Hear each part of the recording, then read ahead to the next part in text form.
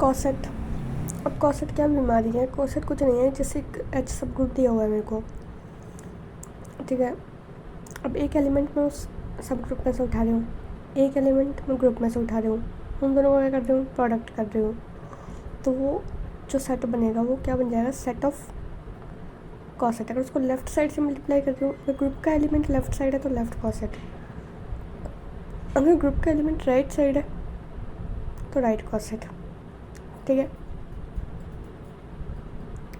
Left के right ये depend करता है ग्रुप के एलिमेंट पे कि ग्रुप का एलिमेंट किस साइड है, उसी को कॉसेट बोलते हैं। अगर ये ग्रुप अंडर मल्टीप्लिकेशन है तो कॉसेट का जो फॉर्मेट है वो ए एच के फॉर्मेट में होगा। अगर ग्रुप अंडर द एडिशन है तो जो ग्रुप का फॉर्मेट है वो ए प्लस एच के फॉर्मेट में होगा, ठीक। इन जनरल कि जो लेफ़्ट कॉसेट है राइट कॉसेट के इक्वल नहीं होता, लेकिन अगर कम्यूटेटिव ग्रुप है तो हाँ, लेफ़्ट कॉसेट राइट कॉसेट के इक्वल हो सकता है, ठीक है। कोई इंटीजर्स का ग्रुप आता है, जैसे 3z है, ये सब ग्रुप है, ठीक है। उन इंटीजर्स का जिनको 3 से मल्टीप्लाई कर दिया जाए उनका सब ग्रुप है ये। अब मेरे को उसके नंबर ऑफ़ कॉसेट फाइंड आउट करने हैं, तो ये याद रखो कि उतना ही 3 से जितना मल्टीपल है, यानी कि 3 मल्टीपल है तो 3 से एक लेस कर दो, यानी कि 2। तो इसके कितने कॉसेट पॉसिबल है? 2। अगर यहाँ पे 4z होता तो 3 कॉसेट पॉसिबल होते, 5z होता तो 4 कॉसेट पॉसिबल होते। ये डिस्टिंक्ट कॉसेट की बात हो रही है, बाकी कॉसेट पॉसिबल तो होंगे फिर वो आइडेंटिकल होंगे, ठीक है। तो डिस्टिंक्ट यानी डिसजॉइंट कॉसेट कितने होंगे? जितना भी नंबर है, जैसे 3 है तो 3 से एक लेस ले लो या फिर उतना ही ले लो, ठीक है। यहाँ पे मिस्टेक हो गई है मेरे से, जितना मल्टीपल मल्टीप्लाई हो रहा है उतने ही डिस्टिंक्ट कोसेंट होंगे। जैसे 3 से मल्टीप्लाई कर रहे हो तो 3 ही डिस्टिंक्ट कोसेंट होंगे। जो देखो, मैंने ए कोई सब ग्रुप बना दिया, एच कोई सब ग्रुप है मेरा, और जी में से मैं एक एलिमेंट ले रही हूँ ए, और उससे मैं कॉसेट बना रही हूँ ए एच, ठीक है। तो मैं जिस एलिमेंट से कॉसेट बना रही हूँ वो एलिमेंट भी उस सेट के अंदर, उस कॉसेट के अंदर कंटेन होना चाहिए, राइट। और ए जो एलिमेंट है वो लेफ़्ट कॉसेट में भी कंटेन होगा और राइट कॉसेट में भी। तो या तो राइट कॉसेट हो ले लो या जैसे 2 लेफ़्ट कॉसेट ले लो, या तो वो दोनों आइडेंटिकल होंगे या फिर वो दोनों डिसजॉइंट होंगे। थ्री इंपॉर्टेंट थ्योरम है लैग्रेंजर थ्योरम। लैग्रेंजर थ्योरम बोलती है कि एवरी ऑर्डर ऑफ एवरी सब group of a finite group is divisor of the order of group. और मतलब ये है कि जो ग्रुप का ऑर्डर है उसको सब ग्रुप का ऑर्डर डिवाइड कर देता है, okay. In converse of the Lagrange's theorem it is not necessary true कि अगर m इज डिविज़र हो जाए ऑर्डर ऑफ ग्रुप का, तो इसका मतलब कोई नहीं कि m ऑर्डर का कोई सब ग्रुप वहाँ पे एग्जिस्ट करेगा, ये कतई ज़रूरी नहीं। लेकिन सब ग्रुप है तो हाँ, उसका जो ऑर्डर है वो ग्रुप ऑफ ऑर्डर को डिवाइड करेगा ही करेगा, और ठीक है। तो यहाँ पे हम ऐसा कह सकते हैं कि the order of every element of a finite group is a divisor of the order of group. थोड़ा सा जनरलाइजेशन हो गया। हम पहले तो बोल रहे थे कि सब ग्रुप उसको ऑर्डर को डिवाइड कर रहा है, ग्रुप के ऑर्डर को, लेकिन हम बोल रहे हैं कि ग्रुप के हर एक एलिमेंट का ऑर्डर उस ग्रुप के ऑर्डर को डिवाइड करता है। जो every group of prime order is a cyclic group and a group of prime order has no proper subgroup, okay. क्योंकि उसमें एक ही ग्रुप बनेगा जो प्राइम ऑर्डर के बराबर होगा, एक ही सब ग्रुप बनेगा और एक आइडेंटिटी एलिमेंट है, तो ये इम्प्रॉपर सब ग्रुप हो जाता है। इसलिए बोलते हैं कि no proper subgroup when the order of group is prime order, it is the cyclic group. Index of subgroup is divided by order of group. ये है ना नंबर ऑफ कॉसेट कि कितने नंबर ऑफ कॉसेट्स बन सकते हैं किसी group में। तो हम क्या करें, ऑर्डर ऑफ ग्रुप को नंबर ऑफ सब ग्रुप से डिवाइड कर दें, जो भी आएगा वो नंबर ऑफ कॉसेट है, और उसी को बोलते हैं इंडेक्स ऑफ सब ग्रुप, तो इससे कितने कॉसेट बन सकते हैं। मान लो सब ग्रुप 2z दे रखा है और g दे रखा है z प्लस, तो यहाँ पे जो भी इंटीजर मल्टीप्लाई होता है उतने ही कॉसेट हो जाते हैं। तुम्हें बताइए कितने नंबर ऑफ कॉसेट है? 2। क्वेश्चन दिया हुआ है यहाँ पे मेरे को h सब ग्रुप दे रखा है 2 ऑर्डर का, S3 सिमेट्रिक परम्यूटेशंस का ग्रुप है। जस्ट सिमेट्रिक परम्यूटेशंस का ऑर्डर कैसे निकालता है? फैक्टोरियल करके 3 फैक्टोरियल, यानी कि इसका ऑर्डर कितना हो गया? 6। मेरे को कॉसेट्स का निकालना है कि इंडेक्स क्या होगा, तो that is 2 divided by 6 is 3, तो इंडेक्स इज़ 3, राइट। अगर एच कोई सब ग्रुप है जी का और जी में से मैं एक एलिमेंट ले रही हूँ ए और एक और एलिमेंट ले रही हूँ बी, ठीक है, और मैंने एक राइट कॉसेट बनाया है एच ए और एक और मैंने कॉसेट बना दिया एच बी, और मैं कह रही हूँ कि अगर वो दोनों कॉसेट बराबर है तो वो दोनों कॉसेट बराबर कब होंगे? वो दोनों कॉसेट बराबर तब होंगे जब ए जो एलिमेंट है उसका मैं मल्टीप्लाई करवा रही हूँ किससे? जो अनदर कॉसेट है बी उसके इन्वर्स से, वो कंटेन कर जाता है एच सब ग्रुप के अंदर, राइट। तो हम क्या कह सकते हैं कि दोनों कॉसेट आपस में क्या है? बराबर। ऐसे ही मैं लेफ़्ट कॉसेट बना रही हूँ ए एच करके, यहाँ पे A element of group and H is element of subgroup, ठीक है। ऐसे मैंने बी एच बनाया, मैं बोलूँगी तब वो दोनों लेफ़्ट कॉसेट आपस में इक्वल होंगे कब? अब बात लेफ़्ट से हो रही है, ठीक है। तो जब बात राइट से होती है तो राइट में इन्वर्स मल्टीप्लाई करना है, जब बात लेफ़्ट में होती है तो लेफ़्ट में इन्वर्स मल्टीप्लाई करना है, और इन्वर्स हमेशा बी बनेगा, B inverse A which is also contain in H. अगर लेफ़्ट कॉसेट को आता है तो लेफ़्ट से बी इन्वर्स मल्टीप्लाई होगा, राइट कॉसेट को होता है तो राइट से बी कॉसेट मल्टीप्लाई होगा। अगर ऐसा होता है तो दोनों कॉसेट आपस में क्या होंगे? बराबर। इसकी एक कलर ये बन जाती है कि अगर एच ए मतलब इसका जो राइट कॉसेट बन रहा है, सपोज़ करो कि वो एच सब ग्रुप के बराबर ही हो जाए, तो ऐसा सिर्फ तभी हो सकता है जब जो ए एलिमेंट जिससे हम मल्टीप्लाई कर रहे हैं उसको वो हमारा एच के अंदर ही यानी कि सब ग्रुप में से हो। ग्रुप में से तो लेते ही है, पर अगर वो ग्रुप में भी एग्जिस्ट कर रहा है तो क्या हो जाएगा हमारा कि जो हमारा लेफ़्ट कॉसेट बन रहा है वो इक्वल टू सब ग्रुप हो जाएगा, राइट कॉसेट बन रहा है इक्वल टू सब ग्रुप हो जाएगा। यहाँ पे देखो कि A modulus B equivalence B modulus H है, A congruence B modulus H, what is meaning of it? अब नेचुरल लैंग्वेज में इसका मीनिंग ये होता है ना कि ए माइनस बी को एच डिवाइड कर जाए, ठीक है, और या फिर उसका दूसरा मतलब होता है कि ए को एच डिवाइड कर रहा है या बी को एच डिवाइड कर रहा है तो रिमाइंडर सेम है। तो इसको हम इस तरीके से करते हैं। अगर ये एडिशन की बात होती है तब ये एडिशन वाले फॉर्मूले में तो ये हो जाता कि ए माइनस बी एच को डिवाइड करें, इसका मतलब है कि जो ए माइनस बी है वो भी आपके सब ग्रुप में एग्जिस्ट कर रहा है कहने का, तभी तो उसको डिवाइड करेगा। लेकिन अगर बात मल्टीप्लिकेशन की करते हैं तो how to define it? Minus is additive inverse, what is multiplicative inverse? B inverse. तो यहाँ पर जो ए बी इन्वर्स है एच उसको डिवाइड कर दे, इसका मतलब है कि वो जो ए इन्वर्स है वो किसके अंदर कंटेन हो? एच के अंदर। तो इसको हम कह सकते हैं कॉन्ग्रुएंट टू बी एच। इसका मतलब इतना ही है कि ए जो बी इन्वर्स है वो बिलोंग करता है कहाँ? एच में। तो relation of congruency in the group J define on it's like that, अगर ये हमारा एक इक्विवेलेंस रिलेशन हो जाता है, अगर ऐसा है तो ये एक इक्विवेलेंस रिलेशन है। अब एच कोई सब ग्रुप है जी का सपोज, ठीक है। अब हम क्या कर रहे हैं कि जी के एलिमेंट से उसके इन्वर्स लगा रहे हैं दोनों तरफ, ठीक है। तो वो भी एक सब ग्रुप होगा किसका? जी का। अगर एच फाइनाइट है तो order of H equal to order of G H G inverse. Remember this. ये कुछ चीज़ें प्रेडिक्ट कर सकते हैं कि G H G inverse is a conjugate to H. It mean we can say H is self conjugate. ये example दे रखा है यहाँ पे कि अगर एच कोई सब ग्रुप है, H is a subgroup of जी, ठीक है, और इंडेक्स दिया हुआ है तुम्हें, इसमें जो टोटल नंबर ऑफ कॉसेट्स है वो 2 बन रहे हैं। Suppose if the index of H in G is 2, then हमें ये बताना है कि जो A H left coset equal to right coset है, ठीक है। सबसे इम्पॉर्टेंट चीज़ ये है कि हमने माने 2 सब ग्रुप है मेरे पास, एच और के बड़ा है और एच छोटा है। अब मैं इंडेक्स निकाल रही हूँ जी का एच के साथ इंडेक्स, ठीक है। वो बराबर होगा जी का के साथ इंडेक्स के अपना बड़ा है। जब मैं के को एच के इंडेक्स के साथ मल्टीप्लाई कर दूँ, मतलब बेसिकली ये बोल रहा है कि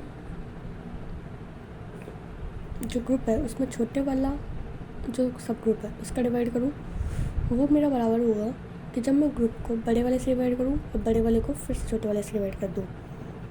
ठीक है, कोई दिक्कत नहीं। क्वेश्चन RPSC में 1000 बार रिपीट हो चुका है कि अगर H और K दो फाइनाइट सब ग्रुप है किसके, एबेलियन ग्रुप के सब ग्रुप से। और उसके बाद क्या होता है, ये कंडीशन हमेशा फुलफ़िल करती है कि जो HK का ऑर्डर है वो हमेशा order of H multiply by order of K and divided by H intersection K के ऑर्डर के। HK क्या है, HK एक एलिमेंट H में से लिया, एक एलिमेंट K में से लिया, दोनों का प्रोडक्ट किया है, तो उससे मिलकर जो हमारा सबसेट बन रहा है, जो भी हमारा ग्रुप बन रहा है उसका ऑर्डर। ठीक है, H के सेपरेट ऑर्डर, K के सेपरेट ऑर्डर का मल्टीप्लिकेशन और उन दोनों में जितने भी एलिमेंट कॉमन है उनका ऑर्डर से डिवाइड करके उसका ऑर्डर निकल जाएगा जो H मल्टीप्लाई K करने पे आ रहा है। ठीक है, अभी तक हम सिर्फ ग्रुप पढ़ रहे थे, अब हम पढ़ रहे हैं होमोमॉर्फिज्म, ग्रुप मॉर्फिज्म। तो ग्रुप मॉर्फिज्म बेसिकली होता है कि मैपिंग है, ट्रांसफॉर्मेशन है। ठीक है, अब वो ट्रांसफॉर्मेशन कैसे है कि इनपुट में भी ग्रुप है, आउटपुट में भी ग्रुप है, पर वो ट्रांसफॉर्मेशन डिफाइन कैसे हो रही है। ट्रांसफॉर्मेशन क्या हम इनपुट दे रहे हैं बाइनरी ऑपरेशन के फॉर्म में A*B। ठीक है, अब हमें वो क्या मिल रहा है, FA कंपोजिशन के फॉर्म में मिल रहा है, राइट। कि दो एलिमेंट है, जैसे यहाँ पे A है, B है, तो मैं ये इसके एलिमेंट है और इस ग्रुप के कंपोजिशन के फॉर्म में कोई इनपुट दे रही हूँ, तो मेरे को A का आउटपुट डेफिनेटली FA है और B का आउटपुट FB है, बट मेरे को जो आंसर मिलेगा इसका A कंपोजिशन B का वो FA एंड FB की कंपोजिशन मिलेगी। ठीक है, को सबसे पहले हम क्या बोलते हैं कि मॉर्फिज्म। जब मैं समझाऊँ तो इमेज ऑफ कंपोजिट्स। ठीक है, AB है, an image of composites is equal to composites of image is the morphism, right? Image of composites IC equal to CI composite of image। तो बोलते हैं क्या, होमोमॉर्फिज्म। अब हम पढ़ेंगे एंडोमॉर्फिज्म। एंडोमॉर्फिज्म मतलब होता है 1-1 प्रॉपर्टी। ठीक है, यहाँ पे देख लो G इंटू G इटसेल्फ। ठीक है, अब fx बराबर 2x है। ठीक है, तो R से लेके R0 तक ये क्या होगा, additive group of multiplication, homomorphism हो जाएगा। एडिटिव ग्रुप ऑफ इंटीजर से इंटीजर में डिवाइड होता है 2x, तो डेफिनेटली एक इंटीजर ही आएगा, तो दिस इज़ ऑल्सो एंडोमॉर्फिज्म। ये है कि हाँ, कंपोजिट्स ऑफ इमेज को मैं इमेज ऑफ कंपोजिट्स के फॉर्म में लिख दूँ तो हाँ मेरा वो क्या हो जाएगा, मॉर्फिज्म। ठीक है, वो अगर क्लोजर भी हो जाए तो वो क्या जाएगा, एंडोमॉर्फिज्म। अलग टाइप का ग्रुप है कि एस एन सिमेट्रिकल ग्रुप है डिग्री n का और 1 है या -1 है, और मैपिंग डिफाइन करें एस एन से जी तक। वो ऐसे कि अगर अल्फ़ा इवन है तो 1 है और अल्फ़ा ऑड है तो -1 है, तो हाँ ये होमोमॉर्फिज्म होगा। कंपोजिशंस को इस फॉर्मेट में ब्रेक कर सकते हैं और इस फॉर्मेट में ब्रेक हो जाना, अलग अलग लिख देना, ये क्या है, होमोमॉर्फिज्म। होमोमॉर्फिज्म में जो आइडेंटिटी होती है FE की आइडेंटिटी क्या होगी, E डैश, मतलब कि E ग्रुप की आइडेंटिटी है और उसकी इमेज क्या होगी, E डैश। और A इनवर्स निकालते हो तो क्या बनेगा, इसका जो कंपोजिशन बनता है FA, उसकी जो इमेज बनती है, ठीक है, उसका इन्वर्स बनेगा। ठीक है, मतलब इसका मतलब ये कि किसी एलिमेंट को इन्वर्स निकालना है, किसी एलिमेंट की इन्वर्स की इमेज निकालनी है, तो उस एलिमेंट की इमेज के इन्वर्स के बराबर है। होमोमॉर्फिज्म में अगर H सब ग्रुप है G का, तो FH is also subgroup of G dash. अगर H is subgroup of input, then image of H is a subgroup of output, ठीक है। अब H dash is a subgroup of output, it mean F inverse H dash is a subgroup of input. दूसरा मतलब ये भी है कि अगर F is a morphism from G to G dash, then F G जो image set बन रहा है ना जी का, is a subgroup of G dash. Basically kernel उसको बोलते हैं कि जिसके अंदर ऐसे एलिमेंट है जिनके अगर अपन इमेज निकालें, ठीक है, जिनका हम आउटपुट निकाल रहे हैं, तो वो सब आइडेंटिटी पे मैप हो रहे हैं। और वो आइडेंटिटी किसकी है? आउटपुट की आइडेंटिटी है। तो उसको क्या बोलेंगे? Kernel of F. जैसे एक ग्रुप है सी नॉट से आर नॉट तक का, होमोमॉर्फिज्म है डेफिनेटली मॉड्यूलस जेड में, पर जिनकी डिस्टेंस 1 हो जाती है वो क्या हो जाएगा? कर्नल है। मतलब कर्नल में ऐसे एलिमेंट आएंगे जिनका जो मॉड्यूलस है वो क्या है? 1। अनदर एग्जांपल कि आर से लेके रियल नंबर का सेट और कॉम्प्लेक्स नंबर तक मॉर्फिज्म डिफाइन हो रहा है, और हमें फंक्शन इस टाइप का दिया है और ऐड एक्स, ठीक है। तो मॉर्फिज्म होगा पहली बात। एंडोमॉर्फिज्म बेसिकली होता है आपका क्लोजर प्रॉपर्टी जो सेटिस्फाई कर दे। मोनोमॉर्फिज्म होता है 1-1, एपी मतलब 1-2, आइसो मतलब 1-1 1-2 दोनों, एंडो मतलब क्लोजर, ठीक है। और ऑटोमॉर्फिज्म होता है आपका आइसो भी हो और एंडो भी हो, क्लोजर भी हो और 1-1 1-2 भी हो, तो ऑटो हो जाएगा। नॉर्मल होता है कि वो प्रॉपर्टी सेटिस्फाई कर दे C I equal to I C, composite of image equal to image of composites पे ये सेटिस्फाई कर गया इसको। होमोमॉर्फिज्म तो है ये। अब इसका तुम कर्नल निकालना चाहते हो, कर्नल कैसे निकालोगे? आइडेंटिटी बन जाए तो एक बार आई एक्स आइडेंटिटी कब बनेगा? 1 कब बनेगा? ये इसको ऐसे बोलोगे cos x plus iota sine x multiply, ये कब बनता है? 2πr सर्कल बनता है। अब इस सारे कर्नल में जाएंगे 0 ± 2 पाई ± 4 पाई, सब ऑल कर्नल्स के अंदर है। तो आर नॉट से आर में एक्स की पावर 4 का कर्नल निकालना है, ठीक है। इस होमोमॉर्फिज्म में कर्नल निकालना है, तो ये जो भी फंक्शन देगा उसको इक्वल टू 1 लिख दो। कब आ सकता है? 1 पे -1 पे, तो इसका कर्नल हो जाएगा। अनदर देखो, ऐसे नहीं symmetrical group of degree n जी पे मैपिंग है इसकी, अल्फा इवन परम्यूटेशन है, -1 पे और परम्यूटेशन है, राइट। और मुझे कर्नल निकालना है, तो एफ अल्फा 1 बराबर कब होगा? The set of even permutation of degree n। 1 तो इसी पे ना इवन परम्यूटेशन पे, तो ये इसका क्या हो जाएगा? कर्नल। तो ये कि वो 1 कहाँ हो रहा है, तो जो कर्नल के होता है वो सब ग्रुप होता है जी का। देखो एक और इंटरेस्टिंग थ्योरम है होमोमॉर्फिज्म की। क्या बोल रहा है कि मान लो के इसका कोई कर्नल है इनपुट का, राइट, और एक एलिमेंट लिया है मैंने, वो ग्रुप में से लिया है, इस कर्नल में से नहीं लिया, और उस एलिमेंट की इमेज ए डैश होती है, ठीक है। तो उस इमेज पे जो भी एलिमेंट मैप होकर आए हैं इनपुट से, वो जितने भी एलिमेंट हैं वो वही एलिमेंट होंगे जब मैं ए को कर्नल के जो मेरा एक सब ग्रुप है उससे मल्टीप्लाई करती जाऊँ, तो मेरा एक कॉसेट बन के आएगा। तो वो कॉसेट बराबर होगा कि ए इनवर्स की जितने भी प्री इमेज बन रही है यहाँ पे, जो भी मैप्ड होके आ रहे हैं यहाँ पे, मतलब इस ये ना कि set of those element of G which are mapped to A dash.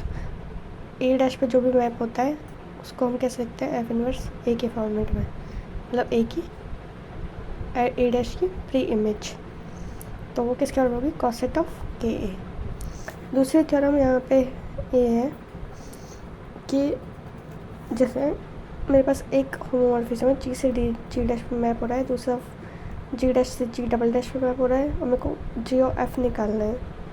तो इसको हम हमेशा राइट टू लेफ्ट ही बोलते हैं, जी टू जी डबल डैश, ठीक है। तो ये इसकी कंपोजिशन इस टाइप की हो जाएगी। और जो कर्नल होगा है ना of F is also subgroup of G O F, ये याद रखना है।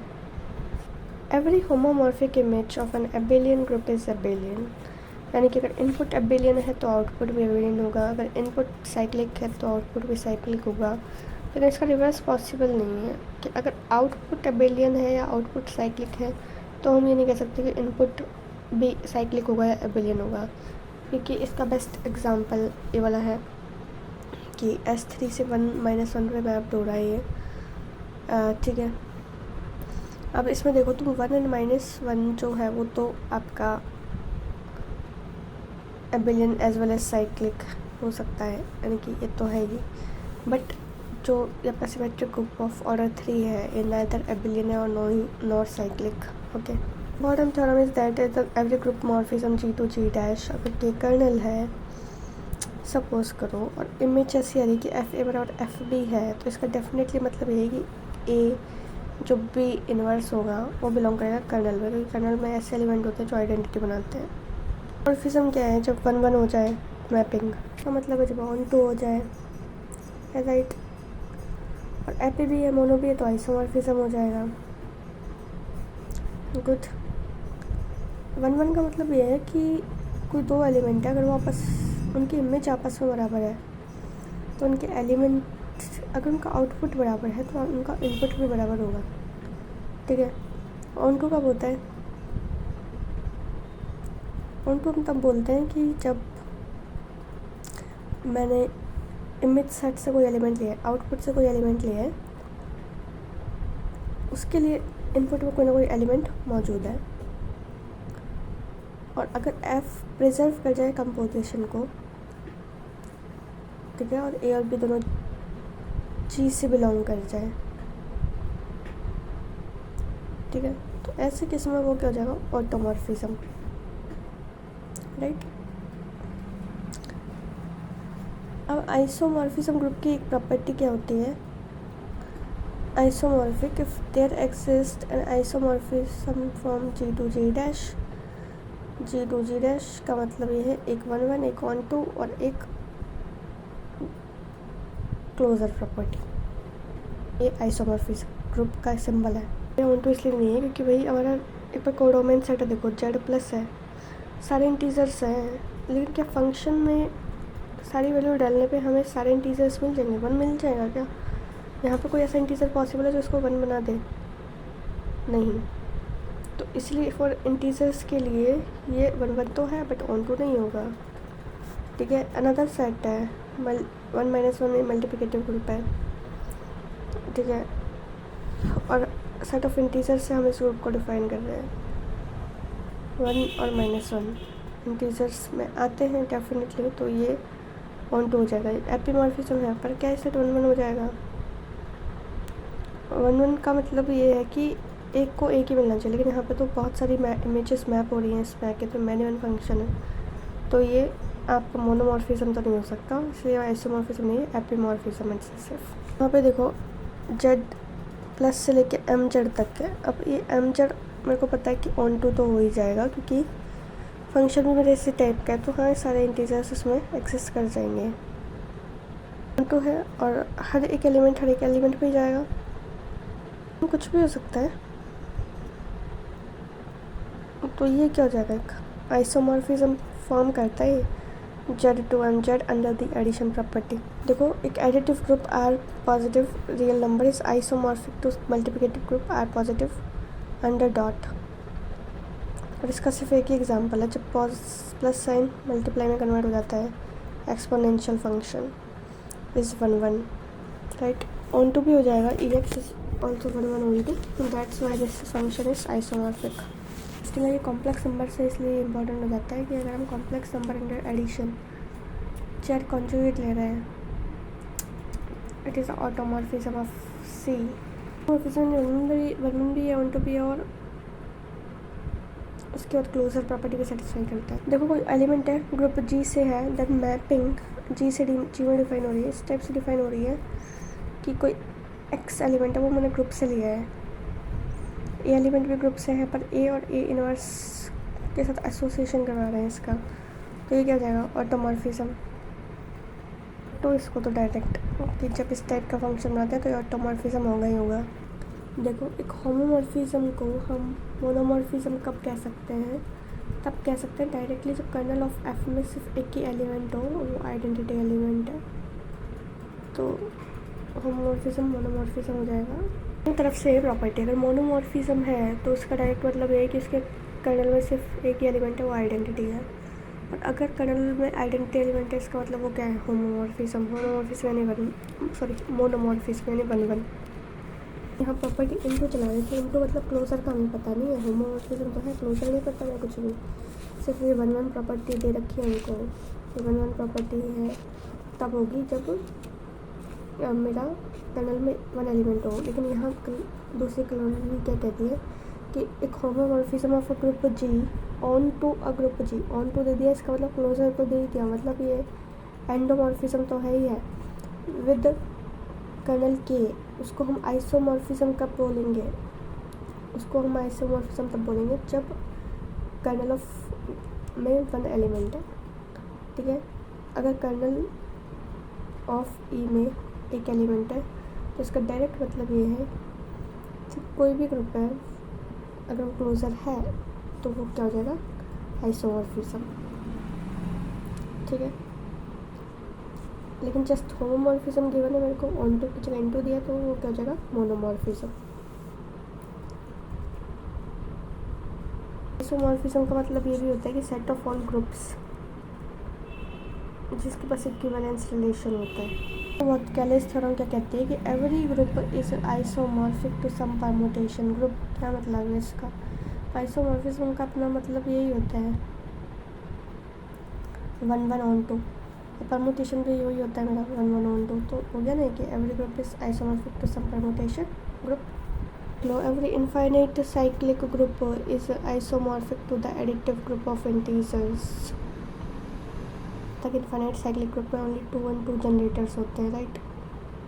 नहीं, मेरा कंसर्न तो सिर्फ इससे है कि every infinite cyclic group isomorphic होता है किसके, एडिटिव ग्रुप ऑफ इंटीजर्स के। इतना तो पता ही है कि जो आइसोमॉर्फिज्म का मतलब क्या होता है कि इक्विवेलेंस रिलेशन से रिलेटेड है। तो हम ये कंक्लूड कर सकते हैं कि जो 2 इनफाइनाइट साइक्लिक ग्रुप होते हैं वो आइसोमॉर्फिक होते हैं each other. Hence we can say there exists one and only one infinite cyclic group. कुछ है कि the set of AG किसका सेट है, कैसा सेट है ये, जितने भी ऑटोमॉर्फिज्म पॉसिबल है किसी ग्रुप के, मतलब जितने भी फंक्शंस कंपोजिट्स हैं एज अ बाइनरी ऑपरेशन में, जितने भी ऑटोमॉर्फिज्म है वो भी क्या होंगे, ग्रुप। इसका सीधा मतलब ये है कि the set of all automorphism of a group G is also a group. जो आइसोमॉर्फिज्म है, जैसे कि मल्टीप्लिकेटिव ग्रुप दे दिया तुमको ये nth root 1 omega cube, permutation group दे दिया तो हाँ ये आइसोमॉर्फिक है, 1 to 1 मल्टीप्लिकेटिव ग्रुप ये एंड ये 4 से 4 ऑर्डर सेम है, आइसोमॉर्फिक है। एंड आर पॉजिटिव से लेके और डॉट का पॉजिटिव में बन रहा है तो डेफिनेटली एक्सपोनेंशियल फंक्शन ही होते हैं स्टेट के, या फिर आप पावर्स में कुछ ले सकते हो। तो हाँ ये वाले लॉगरिथम फंक्शन भी हो सकता है।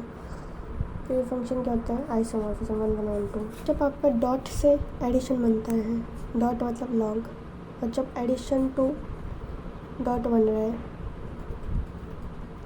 तो एक्सपोनेंशियल फंक्शन। अगर हमें इस तरह का मैपिंग दिया हुआ है कि अगर एफ एक्स बड़ा मतलब एक्स इनपुट डालने पे आउटपुट में मुझे उसका इन्वर्स मिल रहा है, और मतलब कि वो जो ग्रुप है वो जो मॉर्फिज्म है इस तरह की वो ऑटोमॉर्फिज्म बना रही है, मतलब 1 1 भी है, 1 2 भी है और क्लोजर भी है। तो ऐसे केस में जो जी है वो क्या होगा, एबिलियन। और अगर जी एबिलियन दे रखा है तो इसका रिवर्स भी पॉसिबल होगा कि अगर एफ एक्स बराबर एक्स इनवर्स है तो इसका मतलब वो क्या हो जाएगा, एक हॉट ऑटोमॉर्फिज्म। ऑटोमॉर्फिज्म है तो एबिलियन, एबिलियन है तो ऑटोमॉर्फिज्म इफ़ एफ एक्स बराबर X inverse. Finite cyclic group of order N is isomorphic होता है कोई भी एडिटिव ग्रुप है रेसिड्यू क्लास मॉड्यूलो एन। और है कि every non cyclic group of order 4 is isomorphic to the Klein 4 group. Every group of order 4 is abelian, remember it, ठीक है। And every non cyclic group is abelian, but every cyclic group is necessarily abelian. We can calculate the every group of order 4 is abelian. ये G एक set है मेरा modulo 4 का है, ठीक है, इनपुट का। और आउटपुट में मेरे को मिल रहा है मल्टीप्लिकेटिव मॉड्यूलो 5, 1 से 34 तक जाती है। तो यहाँ ये आइसोमॉर्फिक है ईच अदर।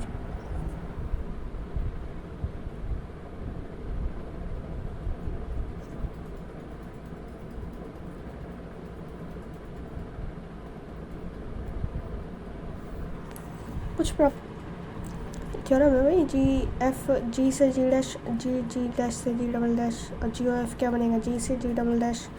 तो अगर एफ एन जी मोनोमॉर्फिज्म है तो G O F is mono, F and G are epi है तो G O F is epi, F and G are iso then G O F is iso. Any two cyclic group of same order is isomorphic, ठीक है।